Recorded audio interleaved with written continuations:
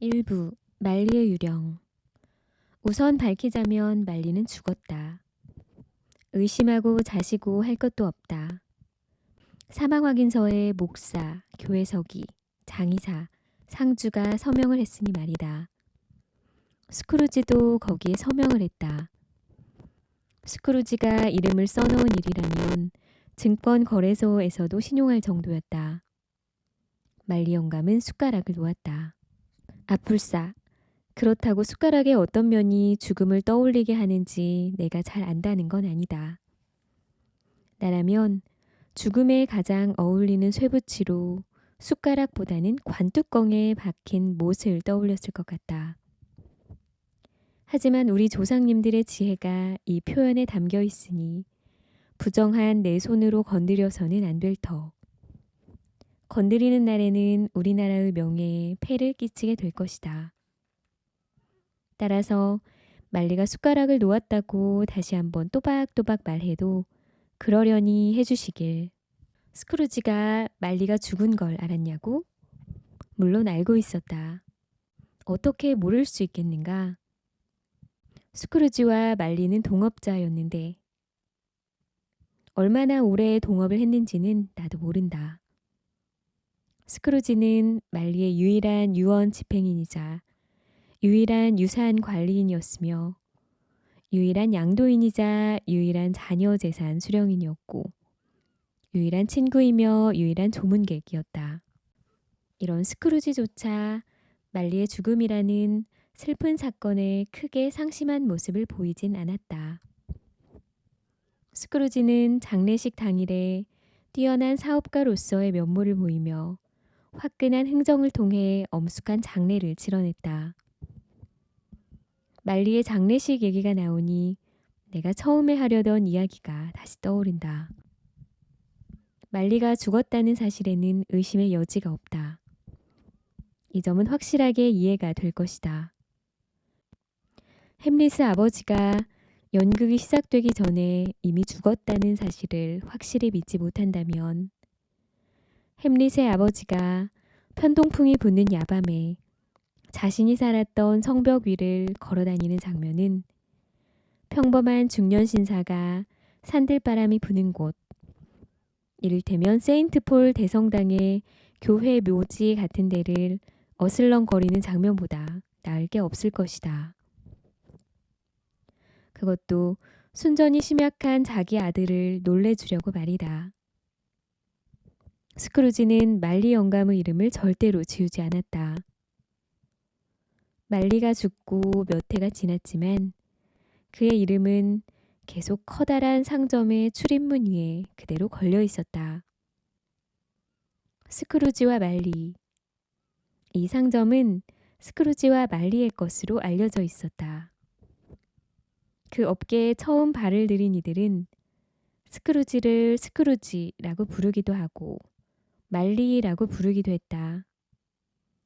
스크루지는 두 가지의 호칭 모두에 대답을 했다. 그에게는 그 이름이 그 이름이었기 때문이다. 아, 하지만 스크루지는 죽도록 부려먹고 돈은 코딱지만큼 주는 사람이었으니 쥐어짜고 비틀고 박박 긁고 꼭 움켜쥐며 남의 걸 넘보는 늙은 악당이었다. 그는 단단하고 뾰족한 부싯돌 같은 영감으로 부싯돌은 부싯돌이 돼 그 어떤 훈훈한 불꽃 한 번 일으키지 못했을 것 같았다. 또한 굴처럼 자기 안에 갇혀 고독하게 지냈다. 내면의 한기 때문에 늙은 얼굴은 얼음장처럼 굳고 뾰족코는 거칠어졌으며 볼은 쪼글쪼글 오그라들었고 발걸음은 뻣뻣했다. 눈은 시뻘겋게 충혈되고 얄팍한 입술은 새파랗게 질렸으며 귀에 거슬리는 목소리로 심술궂은 말을 거침없이 내뱉었다. 차가운 서리는 머리에도 눈썹에도 억센 턱에도 내렸다. 스크루지는 늘 냉랭한 기운을 풍기고 다녔다. 어찌나 냉랭한지 삼복더위에도 사무실은 싸늘했는데 크리스마스가 되어서도 단 1도도 실내 온도를 올린 적이 없었다. 바깥이 덥거나 춥거나 스크루지는 개의치 않았다. 아무리 따뜻해도 스크루지가 더위를 느낀 적은 없었고 아무리 추워도 스크루지가 추위를 타는 법은 없었다.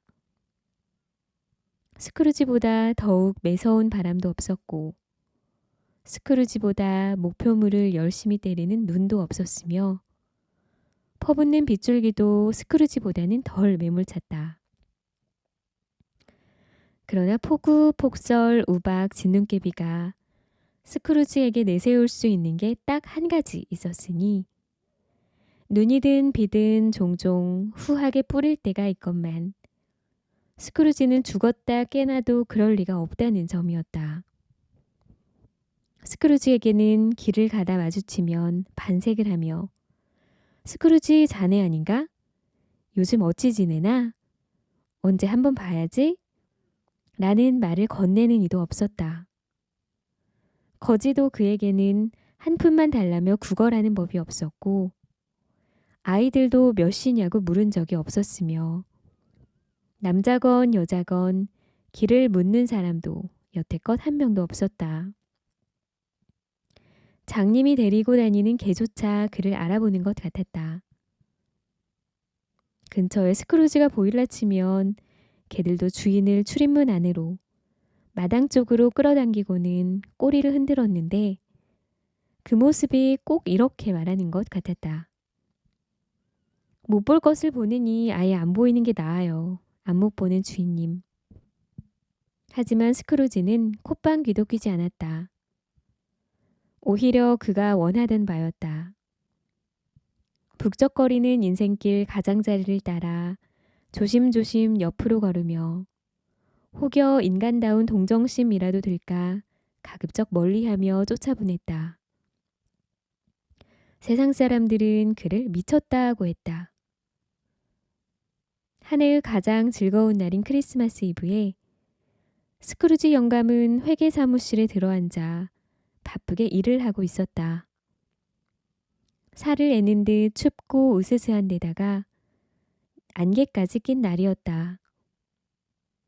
바깥 골목에서는 사람들이 몸을 덮여보겠다고 입김을 여기저기 불어대고 가슴께에서 양손을 비비고 돌바닥에서 발을 동동 구르는 소리가 들렸다.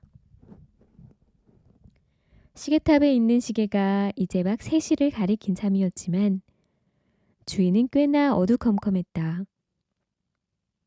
그날은 하루 종일 어둑어둑했다. 이웃한 사무실에서는 초가 활활 타오르고 있었는데 그 모습은 마치 손에 잡힐 듯한 갈색 대기 위에 번진 불그레한 얼룩 같아 보였다. 안개는 틈이란 틈은 모조리 뚫고 갔듯 했고 열쇠구멍도 그냥 지나치지 않고 비집고 들어갈 것처럼 아주 자욱하게 깔렸다. 스크루지의 사무실이 있는 골목은 일대에서 가장 좁은 골목이었는데도 바로 맞은편에 있는 집들이 한낮 환영처럼 보일 지경이었다. 우중충한 구름이 무겁게 깔려 그 아래 모든 것을 흐릿하게 만들었고 이 모습을 보게 된다면 누구든 대자연은 늘 우리 곁에 있으며 거대한 양의 구름을 만드는 것은 아닐까 생각이 들 정도였다. 스크루지는 자기 밑에서 일하는 서기를 감시하려고 회계 사무실의 문을 열어두었다. 서기는 지금 저 너머 음침하고 코딱지만한 공간에서 편지를 베껴 쓰고 있었다. 스크루지가 있는 곳에 불꽃도 아주 보잘것없이 작았지만 서기가 있는 회계 사무실 난로의 불꽃은 그보다 훨씬 보잘것없어 마치 석탄 한 덩이를 쬐는 것 같았다. 하지만 석탄을 더 채울 수는 없었다. 석탄이 스크루지의 방에 있었기 때문이다. 서기가 삽을 들고 들어오면 사장인 스크루지가 이제 그를 해고할 때가 되었다고 얘기할 것이 불보듯 분명했다. 그래서 서기는 흰색 털목도리를 두르고 촛불 앞에서 몸을 데워보려 노력했다. 하지만 뛰어난 상상력을 갖지 못한 탓에 그의 노력은 수포로 돌아갔다. 즐거운 크리스마스 보내세요, 삼촌. 축복받으시길. 활기찬 목소리가 들렸다. 목소리의 주인공은 스크루지의 조카였다. 어찌나 빨리 들어왔는지 그 인사를 듣고서야 스크루지는 조카가 왔다는 걸 알아차렸다. 헛소리랑 마라. 스크루지가 말했다. 안개와 서리를 뚫고 빨리 걷느라 열이 난 스크루지의 조카는 얼굴이 새빨갛게 물들어 있었다. 잘생기고 혈색 좋은 얼굴에 두 눈은 반짝반짝 빛이 나고 숨결에서는 김이 모락모락 났다. 크리스마스가 헛소리라뇨, 스크루지 삼촌. 설마 진심은 아니시겠죠? 스크루지의 조카가 말했다. 진심이고 말고 즐거운 크리스마스라니. 네가 지금 즐거워할 주제냐? 즐거워야 할 이유나 있냐 말이야. 가년뱅이 주제에. 스크루지가 조카의 말에 대답했다. 진정하세요, 삼촌. 그럼 삼촌은 왜 이렇게 처량하게 계신 거예요? 이렇게 뚱하게 있을 이유는 또 뭐고요? 삼촌은 누구보다 부자시잖아요. 스크루지의 조카가 쾌활하게 받아쳤다. 당장은 적당한 대꾸가 떠오르지 않았던 스크루지는 흥 하고 다시 한번 콧방귀를 뀌고는 헛소리라고 덧붙였다. 화내지 마세요, 삼촌. 어떻게 화를 안 낼 수가 있냐? 요즘처럼 바보들만 득식을 거리는 세상에 살면서 즐거운 크리스마스? 부끄러운 줄을 알아야지. 즐거운 크리스마스라니. 크리스마스라고 해봐야 없는 살림에 나갈 돈만 많아지는 때 아니냐. 나이만 한 살 더 먹고 그렇다고 1시간 전보다 더 부자가 되는 것도 아니고 장부 정리를 해보면 꼬박 12달 동안 적자만 나오는데 내 뜻대로 할 수만 있다면 메리 크리스마스라고 떠들고 다니는 멍청이들은 모조리 푸딩이랑 같이 삶은 다음에 심장에 말뚝을 박아서 묻어버리고 싶은 심정이다. 아무렴 그렇고 말고. 삼촌, 조카가 애원하듯 말했다. 너는 네 방식대로 크리스마스를 보내렴. 난 내 방식대로 보낼 테니까. 스크루지가 단호히 대꾸했다. 제 방식대로 보내라고요? 삼촌은 어떻게 보낼지 생각도 하시지 않으시면서. 조카가 스크루지의 말을 받아쳤다. 그럼 날 좀 내버려 두려무나. 너나 실컷 크리스마스 덕이나 보라고. 지금껏 꽤 그 덕을 본 모양이다만. 삼촌, 세상에는 돈벌이가 되는 건 아니지만 기쁜 일이 많아요. 크리스마스도 그런 일 중에 하나죠. 저는 매년 크리스마스를 신성한 명칭과 유래로부터 오는 경건한 마음가짐을 제외하고서라도 이런 마음을 따로 말해도 될지 모르겠지만 모두가 친절하고 용서하고 남에게 베풀고 기쁘게 보내는 때라고 생각했어요. 제가 알기론 크리스마스가 1년 12달 중에 남녀노소 모두 한 마음이 되어 굳게 닫힌 마음을 활짝 열고 나보다 못한 사람들을 목적지가 다른 별종이 아니라 저승까지 함께 갈 동지로 여기는 유일한 때란 말이죠. 그러니까 삼촌, 크리스마스에 밥이 나오는 것도 떡이 나오는 것도 아니지만 저는 즐거운 날이고 앞으로도 그럴 거라고 믿을 겁니다. 그래서 전 이렇게 말하죠. 크리스마스에 축복이 내리길. 비좁은 공간에 틀어박혀 일을 하고 있던 서기가 저도 모르게 짝짝짝 박수를 쳤다. 곧바로 아차 싶었던 서기는 난로불을 뒤적였고 남아있던 마지막 불씨를 꺼트려 버렸다. 다시 한번 무슨 소리라도 냈다가는 두고 보라고 크리스마스에 실직자 신세를 만들어줄 테니. 서기에게 한마디 쏘아 붙인 스크루지가 조카를 돌아보며 말을 이었다. 아주 대단한 연설가 하셨군. 왜 국회의원에 출마는 안 하나 몰라?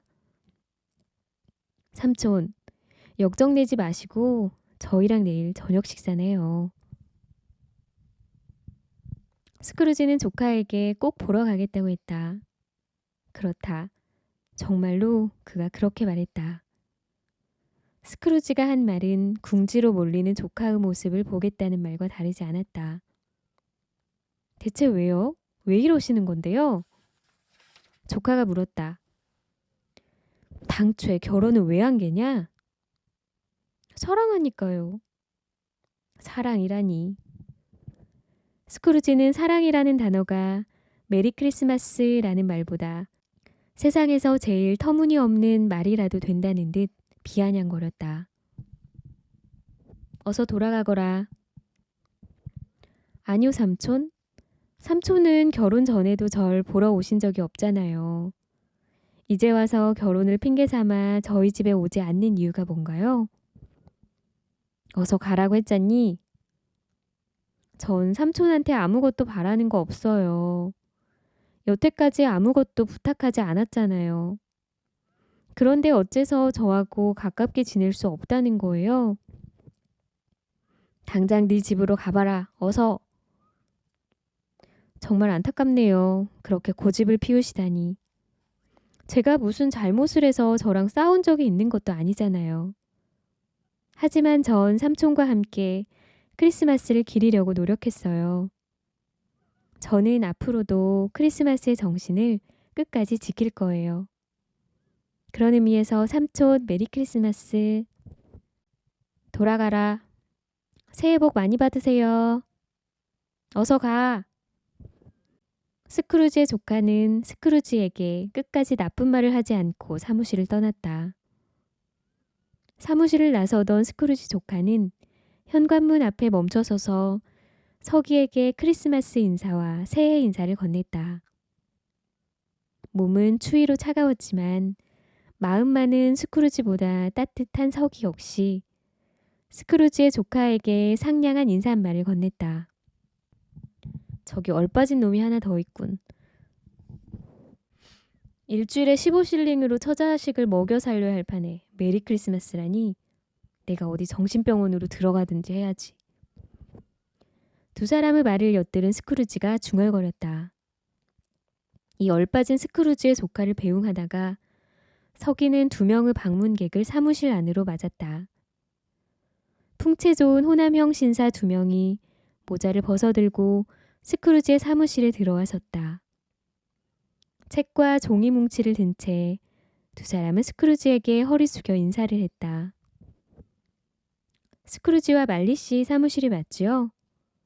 지금 말씀 여쭙고 있는 분은 스크루지 씨인가요? 말리 씨인가요? 두 신사 중 한 사람이 명단을 보면서 스크루지에게 물었다. 말리는 7년 전에 죽었소. 그 사람 7년 전 바로 오늘 밤 죽었지. 스크루지가 대답했다. 그분의 후한 인심을 남은 동업자분께서 이어가리라 믿어 의심치 않습니다. 처음에 말을 꺼냈던 신사가 신원 보증서를 스크루지에게 보이며 말했다. 스크루지와 말리는 찰떡궁합을 자랑했기에 그 신사의 말은 틀린 게 아니었다. 후한 인심이라는 불길한 말에 스크루지는 얼굴을 찌푸리고 고개를 저으며 그의 신원 보증서를 돌려주었다.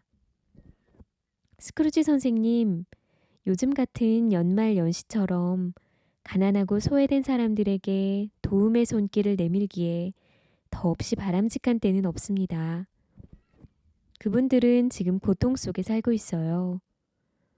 무수히 많은 분들이 생필품도 없이 지내고 있고 그보다 훨씬 많은 분들은 최소한의 편의도 못 누리고 계십니다.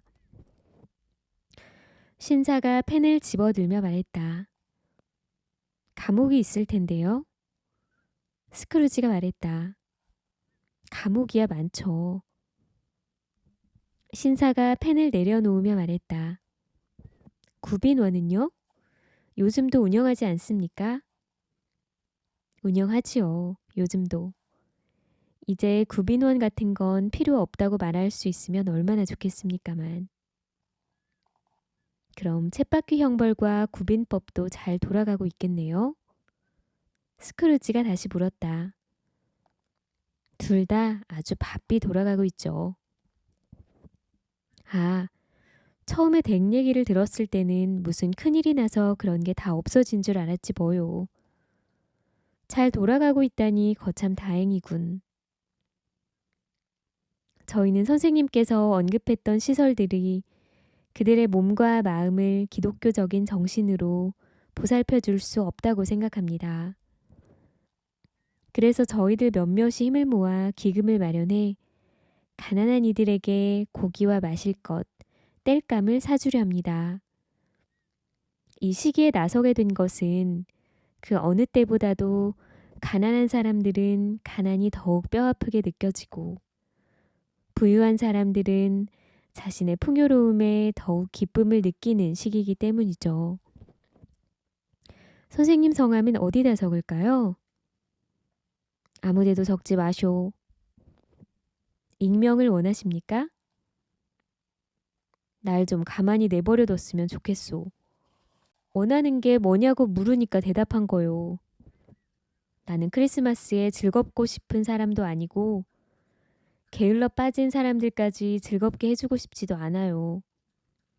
아까 말한 시설에는 도움을 주고 있습니다. 그것만으로도 돈이 많이 들어요. 가난하면 그런 데로 가면 되지 않소. 그런 곳에 갈 수 없는 이들도 많습니다. 차라리 죽겠다는 사람들도 많고요. 차라리 죽겠다면 그냥 죽으라지. 가뜩이나 인구도 많아 죽겠는데 잉여 인구도 줄겠구만. 게다가 미안하지만 난 모르는 일이요. 선생님께서도 누구보다 잘 알고 계실 텐데요. 나랑은 상관없는 일이요. 사람이 자기 일만 잘 알면 됐지. 남의 일까지 간섭해서야 쓰나. 나는 내 일 때문에 노상 바쁘니 잘 가시오, 신사 양반들. 스크루지를 설득하려고 해봐야 소용없다는 사실을 확실히 깨달은 두 사람은 물러났다. 스크루지는 우쭐해져서는 평소보다 더 유쾌하게 하던 일을 계속했다.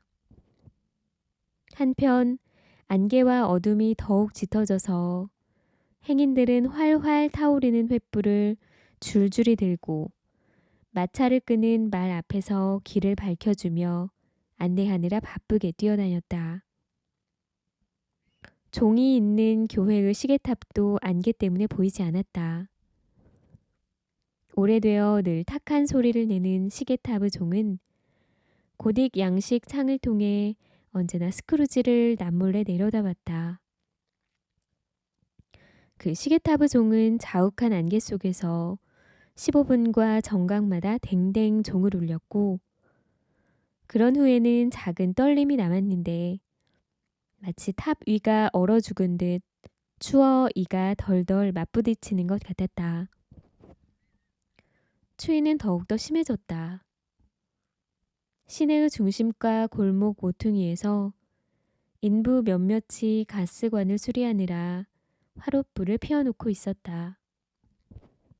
누더기를 걸친 어른과 아이들이 불가 주변으로 모여들어 활활 타오르는 불 앞에서 기쁨에 겨운 표정으로 눈을 깜빡이며 손을 놓였다. 덩그러니 방치된 소화전에서 넘쳐 흐른 물은 느리게 얼어붙는 듯 하더니 혐오스러운 모양의 얼음으로 변해버렸다. 상점의 유리창을 통해 켜놓은 등잔불이 새어나왔다. 불빛의 열기에 호랑 가시나무 가지와 붉은 열매로 만든 크리스마스 장식은 타닥타닥 바스락거렸고 창백한 행인들의 얼굴은 발그레해졌다. 닭고기 가게와 식료품점에서 물건을 사고 파는 일은 재미있는 축제가 되어버렸다. 화려한 가장 행렬이 벌어지고 있는 것 같아 사고 팔 때의 따분한 원칙이 존재한다고는 믿기 힘들 정도였다. 웅장한 관저에서 살고 있던 시장 나리는 50명이나 되는 요리사와 집사들에게 크리스마스를 보낼 때 관저에 지내는 식솔들에게 걸맞도록 모든 것을 준비하라고 명령했다. 뿐만 아니라 지난 월요일 술에 취해 거리에서 난동을 부려 시장에게 벌금 5실링을 부과받은 키 작은 재단사도 비쩍 마른 아내가 아이를 내리고 신이 나서 소고기를 사러 나간 사이에 자신의 다락방에서 내일 먹을 푸딩을 휘저었다. 안개는 더욱 자욱해지고 날은 쌀쌀해졌다. 살을 애는 듯한 모질고 매서운 추위였다. 훌륭하신 성인 던스틴이 익숙하게 사용했던 무기 대신 오늘 같은 날씨로 악마의 코를 꼬집었더라도 원래의 목표를 거뜬히 달성했을 것이다. 개가 뼈다귀를 물어뜯은 듯 굶주림과 추위가 콧뼈를 물어뜯고 우물거려 콧대가 앙상해진 어린아이가 스크루지를 기쁘게 해주려고 몸을 숙여 열쇠 구멍에 대고 크리스마스 캐럴을 부르기 시작했다. 하나님의 축복이 함께 하시길 유쾌한 신사 아저씨. 그 어떤 것도 아저씨를 낙담시키지 못할 거예요. 첫 소절을 듣자마자 스크루지는 온 힘을 다해 자를 집어들었고 노래를 부르던 아이는 겁에 질려 달아났다. 열쇠구멍은 다시 스크루지와 잘 어울리는 서리와 안개의 차지가 되었다. 얼마 후 회계사무실의 문을 닫을 시간이 찾아왔다. 스크루지는 못마땅한 듯 의자에서 일어나 비좁은 골방에서 들뜬 표정을 짓고 있는 서기에게 말없이 퇴근 시간임을 알렸다. 그러자 서기는 곧바로 촛불을 끄고 모자를 썼다. 내일은 하루 종일 쉬고 싶을 테지? 사장님께서 괜찮다고 하신다면요. 괜찮진 않지. 온당치도 않고. 내가 자네에게 내일 하루 쉰다고 반 크라운을 주지 않으면 자네는 분명 착취를 당한다고 생각할 테지. 그러면 난 잡혀갈 테고. 서기가 희미하게 미소를 지었다. 자네는 아무 일도 안 했는데 내가 하루치 임금을 다 주면 도리어 내가 착취당한다는 생각은 안 하겠지. 서기는 그런 날은 1년에 고작 하루라고 항변했다. 매년 12월 25일마다 남의 주머니를 터는 변명거리치고는 궁색하게 짝이 없군. 그래도 자네는 내일 하루를 통째로 쉬고 싶겠지? 그럼 모레 아침엔 평소보다 일찍 나오도록 해. 스크루지가 롱코트의 단추를 턱 밑까지 채우며 말했다. 서기가 그의 말에 따르겠다고 약속하자 스크루지는 투덜거리며 사무실을 나섰다. 사무실 문이 눈 깜짝할 사이에 닫혔고 서기는 기다란 흰색 털목도리 끝자락을 허리 아래로 늘어뜨린 채 크리스마스 이브를 기념해 아이들 뒤에 줄을 서서 콘힐 비탈길을 20번이나 미끄럼을 타고 내려갔다.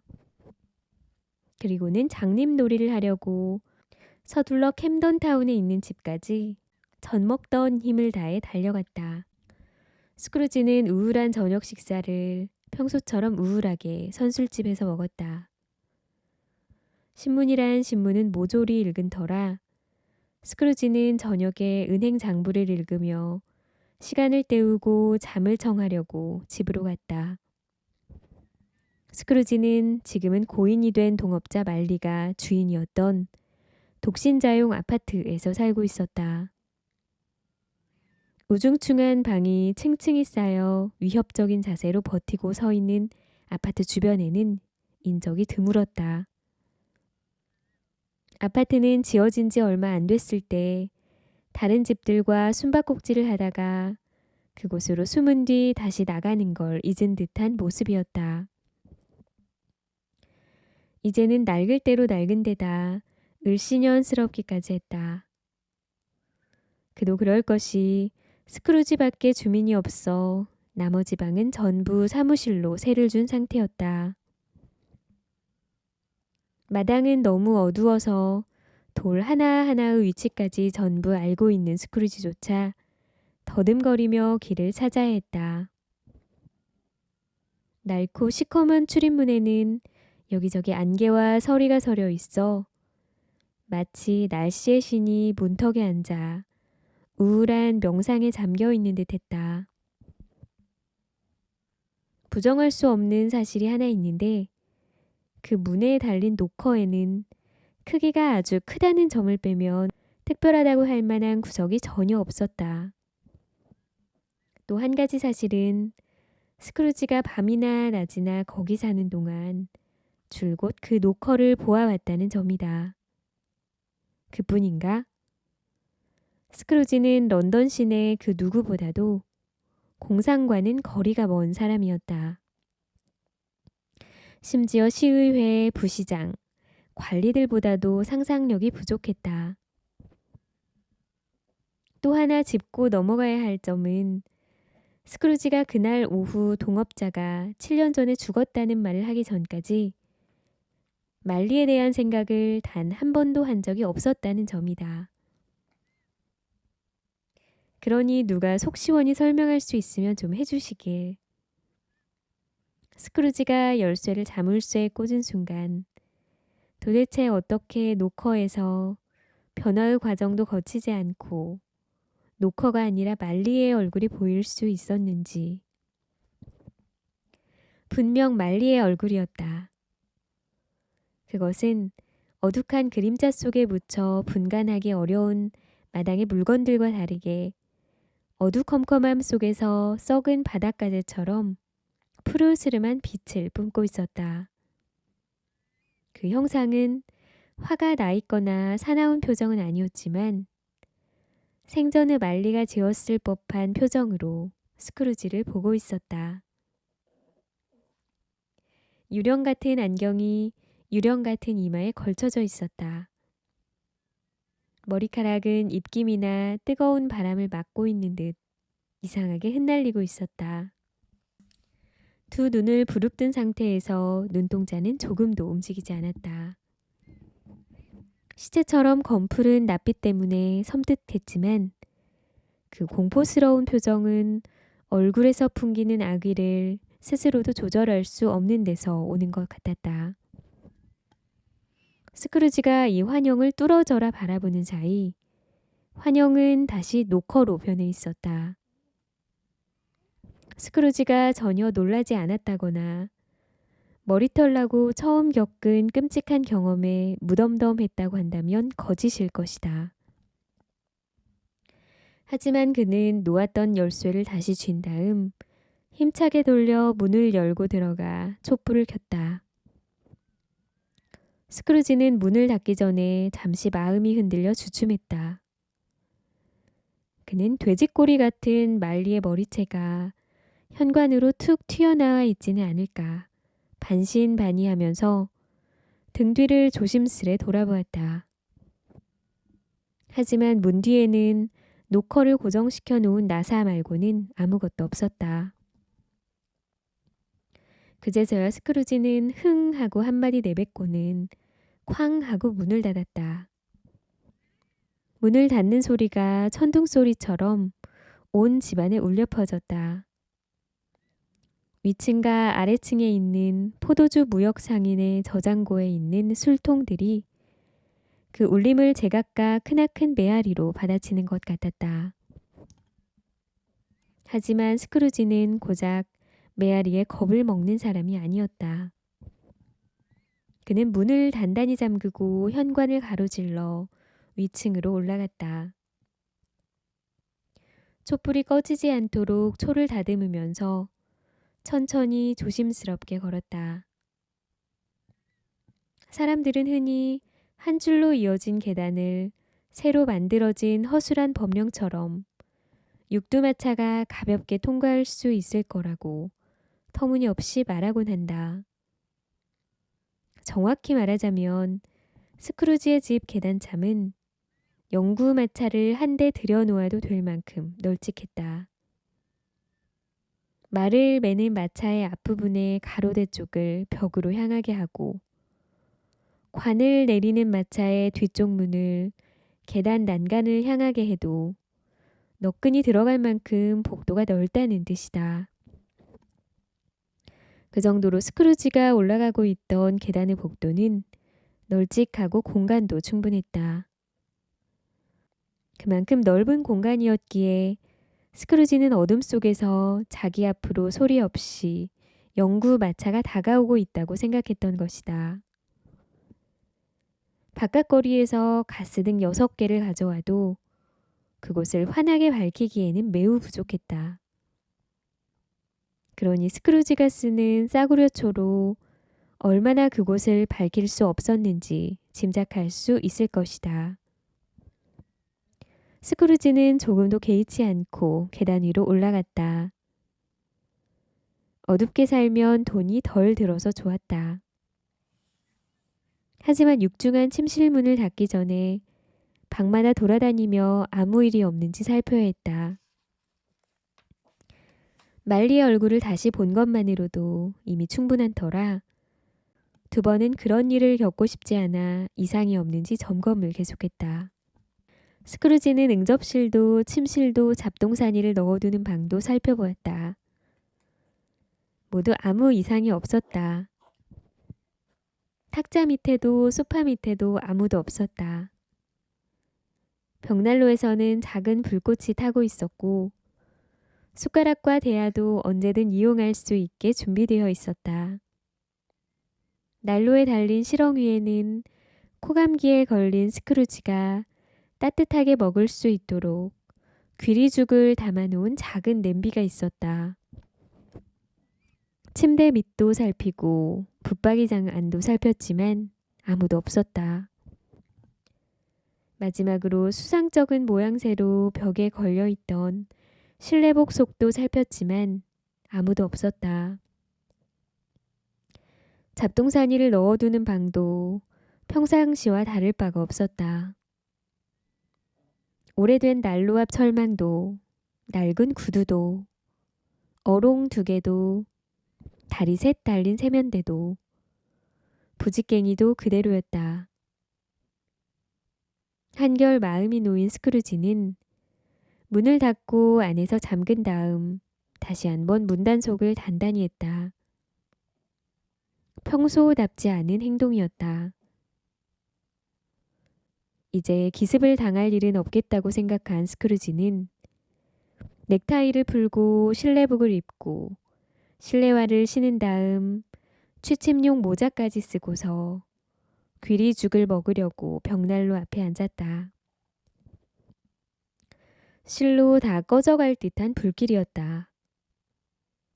그처럼 혹독한 밤에는 있으나 마나 할 정도의 불길이었다. 최소한의 온기라도 쬐려면 벽난로에 바짝 다가앉아 몸을 잔뜩 웅크려야 했다. 벽난로는 오래전 어떤 네덜란드 출신 상인이 만든 진기한 네덜란드 타일이 온통 붙어 있었는데 타일 조각이 모여 성서의 내용을 이루고 있었다. 타일에는 카인과 아벨, 파라오 딸들, 시바 여왕, 깃털 같은 구름을 타고 하늘에서 내려오는 천사들, 아브라함, 벨사살, 허술한 배를 타고 바다로 나가는 12명의 사도가 표현되어 있었다. 하지만 7년 전에 죽은 말리의 얼굴이 고대 선지자의 장대처럼 스크루지의 앞에 나타나 성서의 이야기들을 모조리 삼켜버렸다. 애초부터 매끈한 타일 하나하나에 아무런 그림이 없었고 스크루지의 머릿속에 어지러이 떠오른 이런저런 생각의 단편을 타일 위에 그림으로 그려내는 능력이 있었다면 타일은 온통 늙은 말리의 얼굴로 도배가 되었으리라. 말도 안 돼. 스크루지는 방안을 서성였다. 몇 차례 이 끝에서 저 끝으로 간 후 그는 다시 불길 옆에 앉았다. 의자에 머리를 기대고 앉아 있는데 무심코 그의 눈길이 종에 머물렀다. 그 종은 이제는 쓰지 않는 것이었는데 오래전부터 방 안에 매달려 있었다. 과거의 건물 맨 꼭대기층에 있는 방과 연락을 주고받으려고 달아놓은 것이었다. 그때 너무나 놀랍게도 기이하고 불가해한 일이 일어났다. 스크루지가 보고 있던 그 오래된 종이 흔들리기 시작했던 것이다. 처음에는 가볍게 흔들리는 정도여서 소리가 거의 나지 않았는데 얼마 가지 않아 쩌렁쩌렁 시끄럽게 울리더니 집 안의 모든 종들이 일제히 따라 울리기 시작했다. 한 30초나 1분쯤 울렸을까?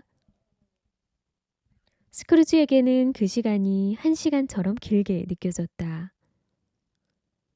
시작과 마찬가지로 종소리는 일제히 그쳤다. 그러더니 곧 이어 저 아래 깊은 곳에서 철커덕거리는 소리가 들려왔다. 마치 누군가가 무거운 쇠사슬을 포도주 무역상의 저장고에 보관해 놓은 술통 위로 질질 끌고 있는 것 같았다. 그때 흉가에 출몰하는 유령은 쇠사슬을 질질 끌고 다닌다는 누군가의 말이 스크루지의 머릿속에 떠올랐다.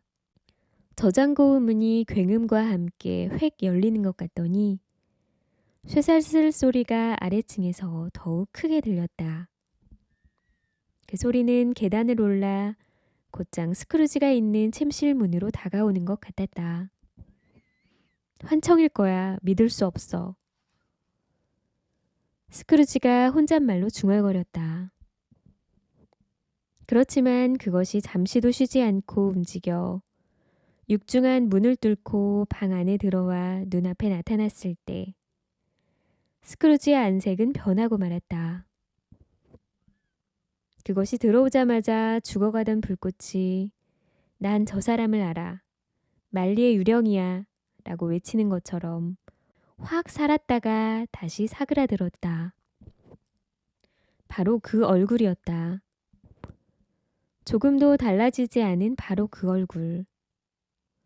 돼지꼬리 같은 머리채에 늘 입던 조끼와 딱 달라붙는 바지에 부츠를 신은 말리였다. 부츠에도 돼지꼬리처럼 뻣뻣한 술이 달려 있었고 코트 자락이며 머리털까지 그 모습 그대로였다. 말리가 끌고 다니는 쇠사슬은 허리께 칭칭 휘감겨 있었다. 기다란 쇠사슬이 마치 꼬리처럼 말리의 몸을 빙빙 둘러감고 있었다. 스크루지가 자세히 살펴보니 쇠사슬에는 돈꽤, 열쇠, 맹꽁이 자물쇠, 금전 출납부, 각종 증서, 묵직하게 돈이 든 가방 등이 강철로 얽혀 있었다. 말리의 몸이 투명했기 때문에 조끼 뒤에 달린 단추 2개까지 훤히 보였다. 스크루지는 사람들이 종종 말리를 가리켜 장기도 없는 매정한 인간이라고 하는 말을 들었는데 지금까지는 한 번도 그들의 말을 믿어본 적이 없었다. 아니, 지금도 믿을 수 없긴 마찬가지였다. 말리의 유령을 바로 눈앞에서 똑똑히 보고 있으면서도 죽음의 냉기가 서린 말리의 눈에서 오싹한 기운이 느껴지는데도 생전엔 알아차리지 못했지만 지금은 말리의 머리와 턱을 감고 있는 접힌 스카프의 결까지 생생히 보았으면서도 여전히 그 사실을 믿을 수가 없어 오감을 부정하려 들었다.